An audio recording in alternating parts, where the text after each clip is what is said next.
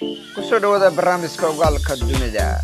Ma ogtahay in 12% dadka dunida ku nool kuran yihiin ama gacanta bidix u Ma ogtahay dalka Switzerland inuu yahay dalka lagu cunista badan shukulaato mise ogtahay in qofku uu cuno 10 kiilo sanadkii? Ma ogtahay in lugta bini'aadamka ay ku jirto 26 lafood? Ma ogtahay in dalka Iceland uu yahay dalka lagu isticmaalka badan yahay cabitaanka Coca-Cola marka loo eego dunida? Ma ogtahay qof kasta dhirkiisu in uu yahay dhirkiisa gacanta oo 3 jibaaran? Ma ogtahay marka aad hindhisayso wadnahaaga inuu taagan yahay Allahu Akbar? Ma ogtahay calanka Soomaaliya ninkii sameeyay in uu yahay Maxamed Cawaale Liibaan? Ma ogtahay dalka Jamaica inay maraan 120 wabi? Ma ogtahay in wadada ugu dheer dunida ay tahay Yonge Street oo ku taala magaalada Toronto ee dalka Canada, dhererkeeduna yahay 1896 kiiloomitir? Ma ogtahay dalka Australia markii hore in loo aqoon jiray New Holland? Mise ogtahay muruqa ugu adag bini'aadamka waa midka ku jira daanka? Ma ogtahay dawada cadaga inay bixiso dharka qalinka ay ku daadato?